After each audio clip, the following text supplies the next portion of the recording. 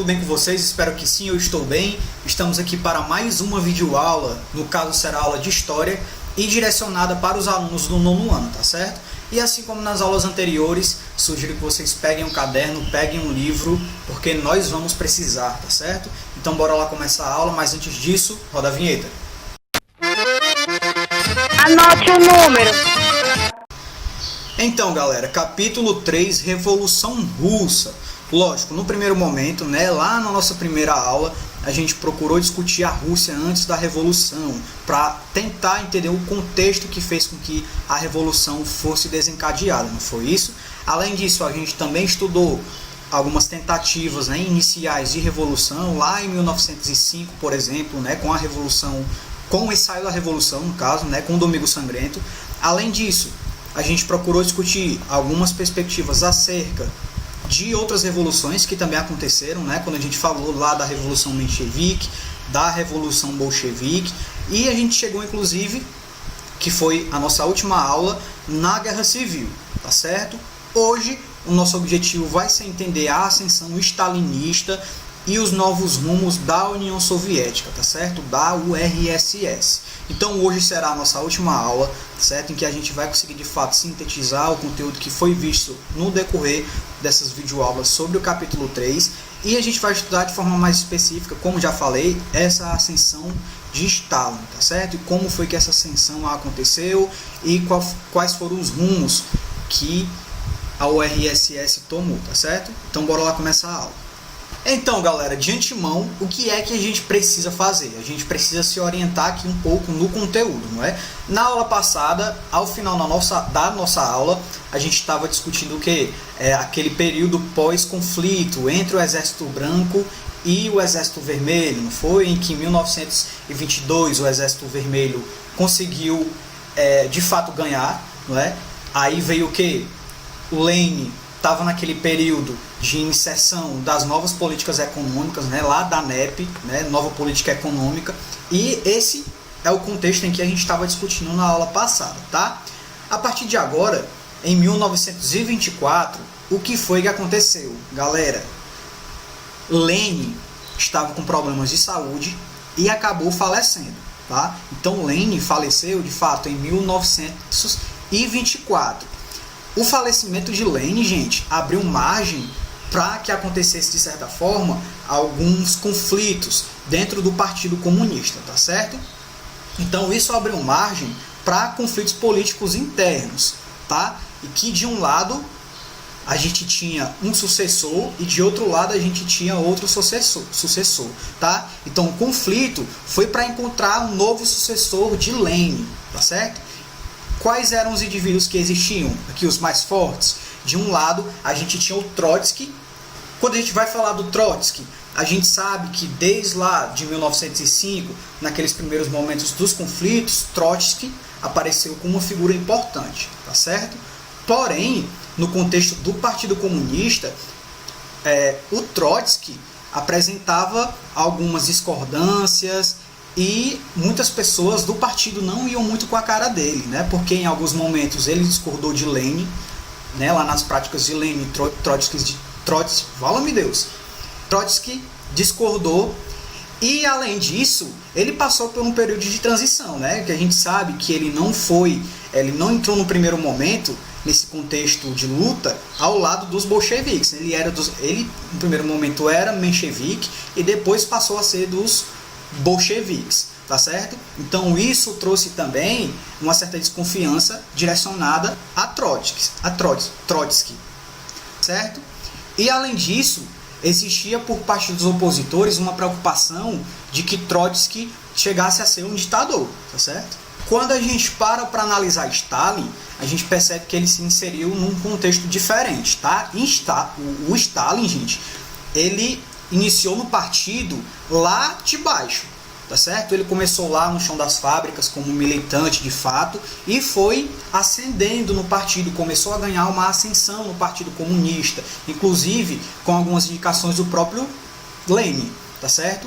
Então, de fato, o Stalin ele ganhou uma ascensão de pouquinho em pouquinho no partido ali, tá? Então era notória a capacidade administrativa que o Stalin tinha, e além disso, ele nunca discordou das ideias do Lenin, né? Então é um pouco diferente ali do Trotsky, que discordava do Lenin em algumas coisas, porém o Stalin ele não discordava. Então isso fez com que as pessoas do partido ficassem mais do lado dele, tá certo? Ele ganhou mais apoio por parte do partido, certo? Uma outra discussão que a gente percebe que foi densamente feita era sobre a internacionalização do comunismo, tá certo? Aquele pensamento de se preocupar ou não agora em levar o comunismo para outros países, ou primeiro desenvolver o comunismo no contexto da União Soviética. Então, essa foi uma discussão que foi amplamente feita lá na Revolução de 1917, tá certo? Quando a gente para analisar o pensamento do Stalin e do Trotsky, o que é que a gente percebe? O que era que Trotsky primeiramente falava? Trotsky era a favor de levar primeiro, né, de fazer com que o comunismo ele de fato fosse internacionalizado, tá? Então, para ele, o que era que acontecia? Para que de fato o comunismo pudesse se desenvolver na União Soviética, a gente primeiro teria que levar o comunismo para os outros países, tá certo? Então esse era o pensamento de Trotsky. Em relação ao Stalin, o Stalin tinha um pensamento contrário a Trotsky, tá? O Stalin falava que para o comunismo de fato conseguir se desenvolver, ele primeiro tinha que se desenvolver no contexto interno, tá certo? Para depois pensar lá na internacionalização do comunismo, tá certo? Então Trotsky era a favor de internacionalizar o comunismo já, e o Stalin era a favor de primeiro fazer com que ele se desenvolvesse no contexto interno, tá certo? A partir disso, o que é que a gente tem, galera? O pensamento de Stalin era mais alinhado às perspectivas de Lenin, tá certo? Então foi por isso que Stalin ele ganhou essa disputa com Trotsky e começou a desenvolver ali o seu pensamento no contexto do Partido Comunista e começou a dar um novo rumo para a União Soviética, tá? Então, de fato, o Stalin ele começou ali a se desenvolver, tá certo? A partir disso, gente, quais foram as primeiras medidas de Stalin, tá?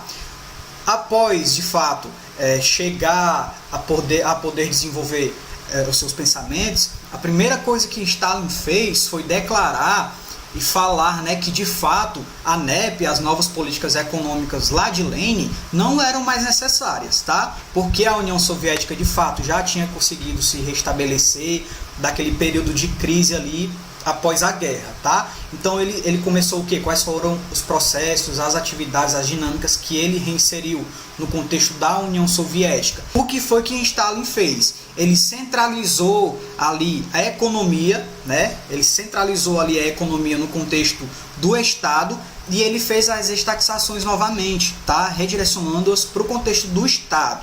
Show? Então, com isso, a gente percebe que os últimos vestígios do capitalismo ali no contexto da União Soviética acabaram, tá?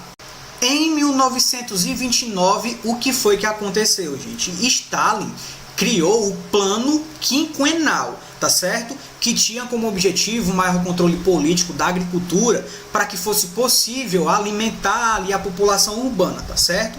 A implementação do plano, gente, ocorreu em 2 etapas, tá? Então, a primeira etapa tinha o objetivo de eliminar toda a propriedade privada e instaurou um processo de coletivização das terras, tá? Então, o que foi que aconteceu? Muitas pessoas ali, muitos camponeses, eles se negaram a entregar suas terras, tá? Então, o que era que eles faziam nessa perspectiva de negar essa nova política?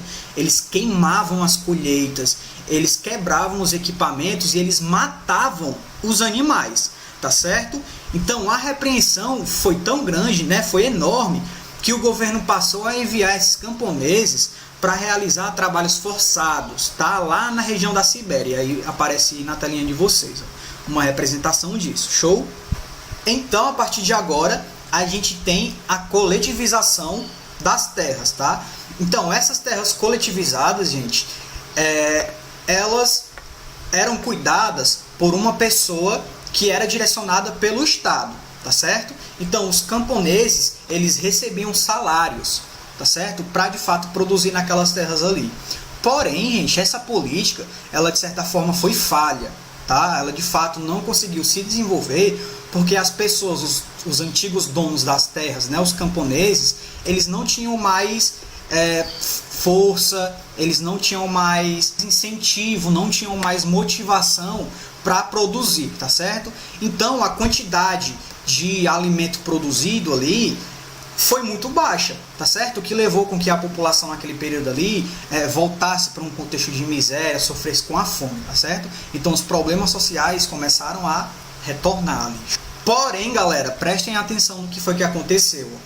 Com o dinheiro que o Estado recebia lá dos impostos cobrados direcionados aos camponeses, tá certo? Com o dinheiro, né, que foi gerado a partir da exportação de matéria-prima e dos produtos que eram produzidos na União Soviética, a União Soviética de fato conseguiu dar entrada na segunda fase desse plano quinquenal, tá certo? E a segunda fase foi o que, gente? A industrialização. Então, galera, o que foi que começou a acontecer em 1930? A União Soviética, ela começou a ter uma grande importância nessa perspectiva industrial, tá? Em contrapartida, né, os países ocidentais, eles sofriam com problemas econômicos, tá certo? Então a União Soviética aproveitou esse momento para de fato expandir essa sua perspectiva industrial, tá? Então eles direcionavam materiais para os países ocidentais, tá? Eles começaram a construir hidrelétricas, rodovias, tá certo? Então essa expansão industrial da União Soviética, ela foi perceptível sim nesse período de 1930, tá certo? Porém, o que é que a gente tem? Em contrapartida, né, em oposição a todo esse desenvolvimento industrial e a essa exportação dos seus produtos industriais, a União Soviética, ela não dava incentivos e ela não tinha a capacidade de produzir os bens de consumo para a sua própria população. Então, galera, a gente consegue perceber sim que o plano quinquenal de Stalin, ele teve os sucessos e os insucessos sim, tá certo? A partir disso, alguns partidários começaram a questionar o modo como Stalin tentava implantar o comunismo ali no contexto da União Soviética, tá? E esses partidários falavam que Stalin estava sendo muito rigoroso. Então, esse pessoal começou a pensar, inclusive, em retirar o Stalin do poder, tá certo? Porém, galera, isso só fez com que o Stalin centralizasse ainda mais o poder, tá certo? Que esse período, inclusive, foi conhecido como o período do Grande Terror, tá? Que aconteceu ali entre 1936 e 1938. Então, galera, como era que o Stalin ele justificava toda essa dinâmica que ele inseriu ali no contexto da União Soviética de repreensão? Ele começou a falar que dentro do Estado e dentro do Partido Comunista existiam pessoas infiltradas, tá? Existiam ali espiões que tinham o objetivo de impedir o desenvolvimento do comunismo no contexto da União Soviética, tá certo? Então, o Stalin, inclusive, matou pessoas de forma arbitrária, existia a tortura de pessoas, tá certo? E as pessoas que iam de encontro às perspectivas ideológicas dele, sem dúvida nenhuma, eram perseguidas. Tá certo? Então, a partir disso, dessas características, foram gerados muitos questionamentos de como que um governo dessa forma, né, de como que o governo de Stalin conseguiu passar esse tanto de tempo no poder, tá certo? Porém, quando a gente vai olhar outra face do governo de Stalin, a gente consegue perceber que a qualidade de vida ali de parte da população melhorou, tá certo? Então, o livro de vocês, inclusive, traz alguns desses indicadores sociais, tá? Que mostram esse melhoramento na qualidade de vida da população. Então, as pessoas tiveram mais acesso à saúde e à educação, tá? Os índices de emprego melhoraram. Isso no contexto do Stalin, tá certo? Do governo do Stalin, tá? As mulheres tiveram a oportunidade de estudar e trabalhar fora, tá? Em resumo, a ascensão social, de certa forma, virou uma realidade de parte da população ali no contexto do governo de Stalin, tá certo, gente? Além disso, gente, outra dinâmica que de fato trazia um respaldo, né, ali para o governo de Stalin foram as propagandas políticas, tá certo?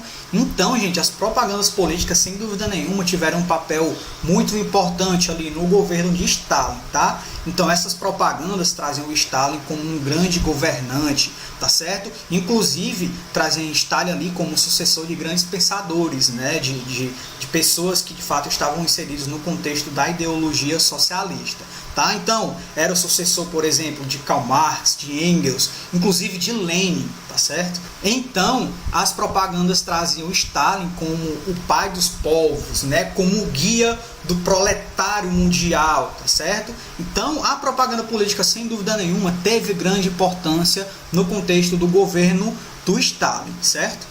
Então é isso, galera, a gente encerra a nossa aula por aqui. Eu espero que vocês tenham entendido. E caso vocês não tenham entendido, vocês já sabem, né? Vocês podem entrar em contato comigo pelas redes sociais, podem falar com a escola também. A gente tem as nossas aulas online, tá? Então existem múltiplas ferramentas para fazer com que a gente de fato se aproxime, tá bom? Então continue estudando. Até a próxima, um abraço e valeu!